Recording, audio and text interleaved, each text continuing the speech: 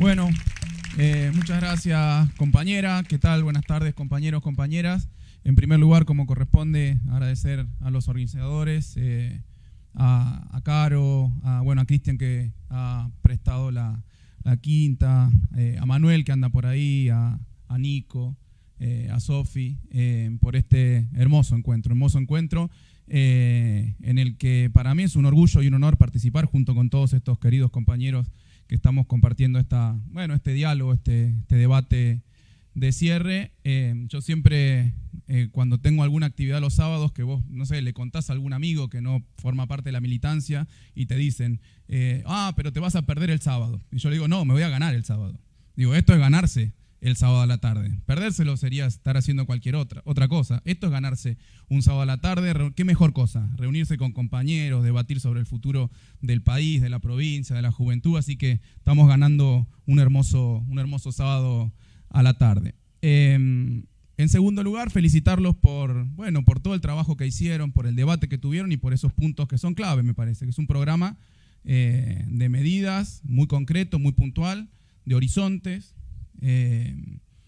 y en el que queda claro que además de militantes, los jóvenes, las jóvenes que están acá, que además de militantes son cuadros políticos integrales, porque seguramente conozco a algunos de los que están acá, algunos militan también más allá de su militancia política, militan en las iglesias, algunos otros militan en clubes de barrios, algunos otros militan en comedores, algunos otros militan en universidades, y ustedes son cuadros políticos integrales, quizá todavía en formación, pero son eso. Acá estamos debatiendo más allá de con militantes territoriales, con cuadros políticos integrales, y yo quiero destacar justamente, como hacía Gastón, el rol que tuvo el Instituto Patria en ese sentido, en la formación de cuadros políticos integrales, más allá de la contención necesaria que hubo durante el macrismo de compañeros, de establecer un lugar para el debate, el importante rol en nombre del gobernador, a Jorge Ferrarés y Oscar Parrilli, que fueron los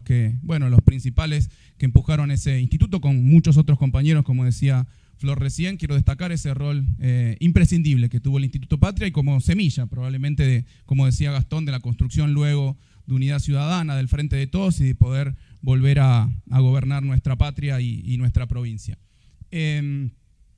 Hoy, haciendo, cuando uno tiene un poco de tiempo, algo que siempre nos dice un queridísimo compañero que empezó la militancia allá con Néstor por los 70, el Cuto Moreno, siempre nos dice, porque nos ve que andamos de acá para allá, a veces mira nuestras redes, que estamos en un acto, en una inauguración, no sé qué, nos dice, che, está perfecto lo que hacen, pero salgan de la licuadora, a veces, nos dice, y piensen, ¿sí? Siéntense a pensar, siéntense a leer, porque efectivamente estar todo el día en la militancia, en los actos, en la gestión, etcétera, a veces te quita, sí, el Cuto, y se toca los bigotes el Cuto. Pibe, salí de la licuadora y ponete a pensar a veces. Entonces me fui con la computadora, me compré un periódico internacional a entender un poquito a ver qué estaba pasando en el mundo. Y lo que entendí, de lo que uno sabe, de lo que uno ve un poco en la tele, pero hoy un poco más sistematizadamente, lo que entendí es que el mundo está hecho percha. ¿Sí? Que está hecho percha el mundo, digo brevemente, ¿no? Una guerra en Europa, como hacía muchísimos años que no pasaba, que ha descolocado, ha destartalado los mercados internacionales, el precio de la energía por las nubes, el precio de los alimentos que subió muchísimo, después bajó, y eso tiene impactos negativos de distinto tipo y de distinto sentido. Estados Unidos, que a la defensiva, aumentando mucho la tasa de interés justamente para compensar los efectos inflacionarios del aumento de las materias primas, de la energía, aumentando muchísimo la tasa de interés y generando un descalabro en las monedas del mundo, eso que se llama vuelo hacia la calidad, los economistas llaman vuelo hacia la calidad, que todo el mundo va a poner plata en los Estados Unidos, entonces se devalúan las otras monedas, ¿sí? Un fenómeno mundial que ha descalabrado los mercados financieros. En América Latina estamos dando una disputa política contra la derecha, muy fuerte contra la derecha, probablemente, como decía Nico, mañana vamos a tener una excelente noticia con la victoria de Lula en Brasil, importantísima para toda la región, desaceleración muy fuerte de la economía china, vuelta a los planes nucleares en todo Medio Oriente, que era algo que yo hoy leí, no lo tenía muy claro, en virtud del fortalecimiento del programa nuclear de Irán, hay muchos países de Medio Oriente que están empezando a desarrollar programas nucleares, no con fines pacíficos probablemente, muchos de esos. O sea que el mundo está hecho percha, ¿sí? Y a nosotros nos ha tocado gobernar en este contexto, que además a eso se suma la pandemia, la pospandemia y los problemas de la pospandemia, los problemas de la comunicación y la posverdad, la pospandemia, la posverdad. La verdad que gobernar hoy es difícil. Y me puse a pensar, ¿cómo habrá sido el mundo para otros líderes populares que ha tenido la Argentina? Y me fui a Rosas. ¿Sí? Me fui a Rosas. Y bueno, el mundo para Rosas tampoco no estaba fácil, ¿eh? ¿Sí? Las dos principales potencias del mundo, Inglaterra y Francia, nos hicieron una invasión, un bloqueo, junto con Brasil. Había guerras permanentes en toda América Latina por consolidar la independencia. No era un mundo fácil el que le tocó a Rosas. Después pensé en Irigoyen. ¿Qué mundo le tocó a Irigoyen? Le tocó un mundo con guerra mundial, revolución bolchevique, decadencia del modelo agroexportador en todos los países de América Latina. No le tocó un contexto muy sencillo. Y después fui a Perón. Bueno, post Segunda Guerra Mundial, el mundo todo roto, Europa con hambrunas, guerra de Corea. ¿Sí? Tampoco le tocó un mundo muy fácil a Perón. Y después salté a Néstor, ¿sí? Que vieron que siempre se decía en la época de Néstor y Cristina lo del viento de cola, como si les tocó un mundo en paz, próspero, con futuro para todos. Y ahí repasé algunas cuestiones, más allá de lo que decía la compañera de, bueno, esa sociedad económicamente quebrada, políticamente casi disuelta, lesionada en su autoestima, como decía la compañera recién, Sofía. El mundo también estaba muy mal cuando asumió Néstor. Veníamos de la crisis de las .com, crisis financiera, una de las más grandes de la historia. Veníamos de un descalabro geopolítico que había sucedido con el atentado a las Torres Gemelas y la invasión a Irak. Bueno, también el mundo estaba complicado. Y después a Cristina, que también, ahí era cuando decían, no, el viento de cola, todos estos logros no son de las políticas del kirchnerismo, sino que solamente porque la soja tiene el precio alto. ¿Sí? El kirchnerismo no hizo nada, son unos inútiles, son unos chorros, lo único que pasa en la Argentina, por lo cual la gente está más o menos bien, es porque el precio de la soja está muy alto. Y yo digo, ese viento de cola duró poquito, porque en el 2007 tuvimos la crisis de la subprime, otra de las crisis financieras más grandes de la historia del capitalismo, aumentaron muy rápido los precios de las commodities y después se desplomaron en 2009. ¿Sí? O sea que ese viento de cola para mí fue más tormenta de frente, sobre todo a partir de 2008, 2009, que viento de cola. ¿Por qué digo esto? Porque todos esos gobiernos populares, en esos contextos tan complicados, fueron capaces de hacer transformaciones estructurales en Argentina. ¿Sí? A pesar de ese contexto tan complicado, a pesar de ese contexto tan complicado, todos esos gobiernos.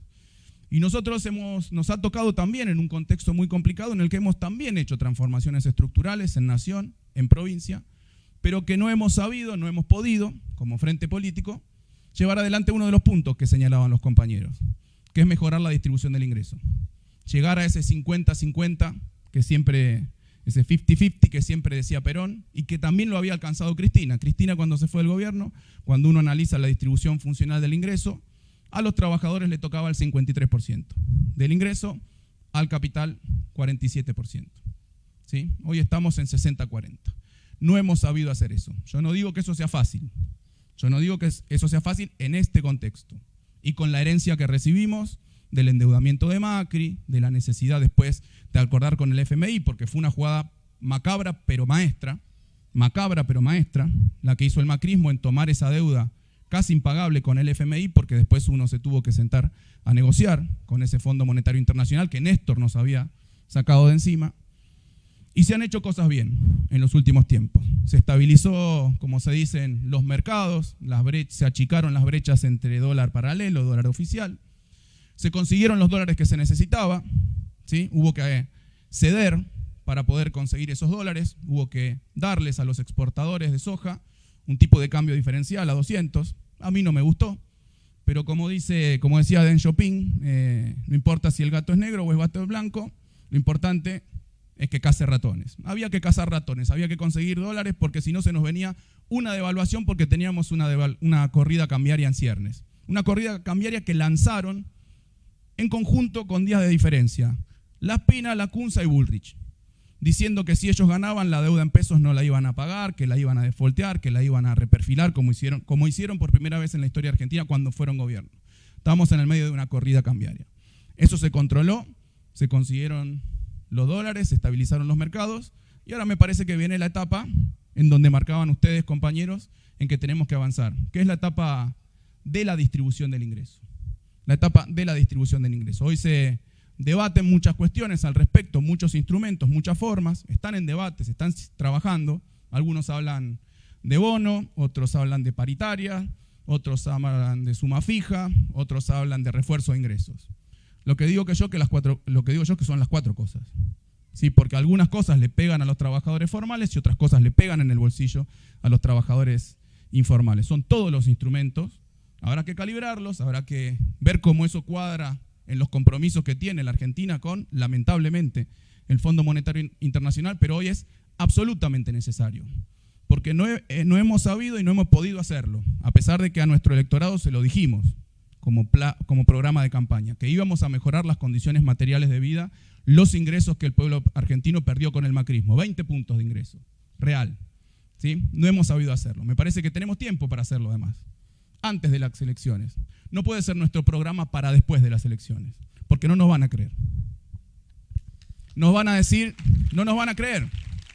Nos van a decir, el Frente de Todos estuvo 4 años y no lo hizo, ¿por qué lo va a hacer ahora? Entonces lo tenemos que hacer en el tiempo que queda antes de las elecciones como programa de gobierno y programa a futuro.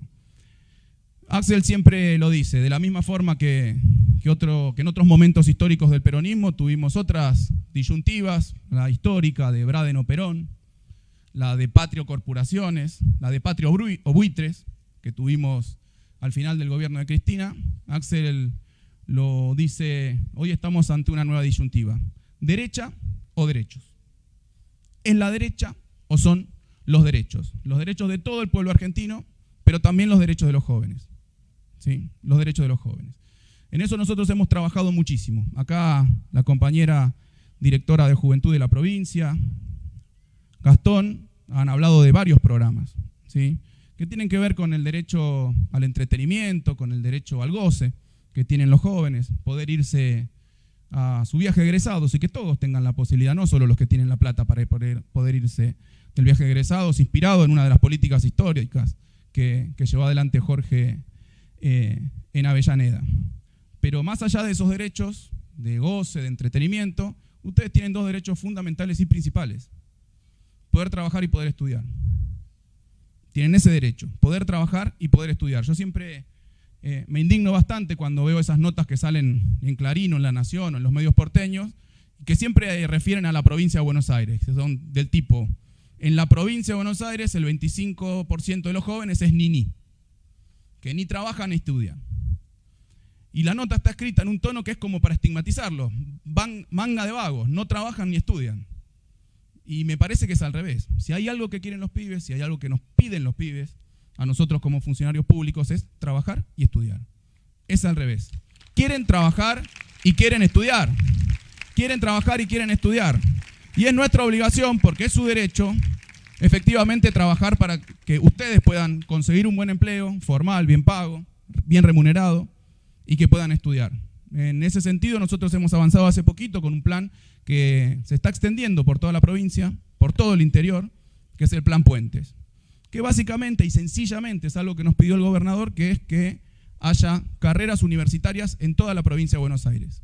¿Sí? Obviamente que en el conurbano, en las mayorías de los distritos del conurbano tienen sus universidades, las grandes cabeceras en el interior también tienen sus universidades, pero hay un montón de distritos, como era hasta hace poco justamente San Vicente, en donde no se dictan carreras universitarias. Bueno, hemos avanzado con más de 40 distritos, repito, en San Vicente, uno de esos, en asegurarle a todos los pibes, a todas las pibas que tengan el derecho a estudiar en su pueblo. Porque para algunos, en su pueblo, porque para algunos tendrán los recursos, ¿sí?, para poder irse a estudiar a la capital, a La Plata, Mar del Plata, a Bahía Blanca.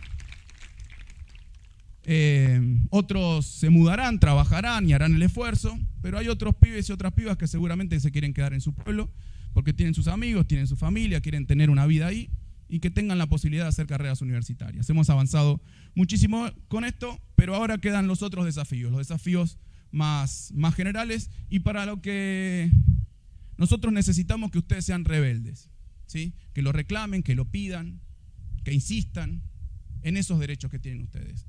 Al entretenimiento, al trabajo, al estudio. Sé que lo hacen ustedes, pero que lo comuniquen, que lo militen con el resto de sus compañeros, de sus compañeras, de los jóvenes, de las jóvenes. ¿Sí? Necesitamos esa rebeldía, porque si no, la rebeldía la expresan otros. ¿Sí? La rebeldía hoy, políticamente, pareciera que la expresa la derecha. ¿Sí? Milei, bueno, todos estos que andan dando vuelta, libertarios, parecen los rebeldes. ¿Y contra qué se rebelan? Contra el Estado. Su rebeldía es contra el Estado, como si el Estado fuera el culpable de todas las maldiciones que tienen, en este caso, los jóvenes. Y es exactamente al revés. El Estado es el único capaz de igualar oportunidades, de igualar derechos para todos y para todas. ¿Sí? Hay que rebelarse, claro que hay que rebelarse, pero no contra el Estado, contra los poderes hay que rebelarse. ¿Qué clase de rebelde es uno que se rebela contra el Estado? El verdadero rebelde es el que se rebela contra los poderes concentrados, contra las grandes corporaciones, contra los grandes medios de comunicación. Esa es la rebeldía que nosotros necesitamos y que sabemos que ustedes la tienen. Bueno, hay que multiplicarla, hay que profundizarla, hay que trabajarla, hay que hacerla carne, ¿sí? Así que, compañeros, yo lo que les quiero pedir es, primero, agradecerles por todo este espacio de discusión, de debate, por esos puntos que los vamos a llevar como mandato, nosotros todos los funcionarios públicos, elevado por la juventud, y pedirles que sigan militando, que sigan pateando la calle, que sigan recorriendo, que se sigan formando como cuadros políticos integrales, porque nosotros tenemos algo que no tiene el PRO, que no tienen los libertarios, que no tienen los radicales. Tenemos la militancia, tenemos la organización y tenemos a Cristina Kirchner. Así que muchas gracias compañeros y compañeras, un placer haber ganado esta tarde con ustedes. Muchísimas gracias, Carlos.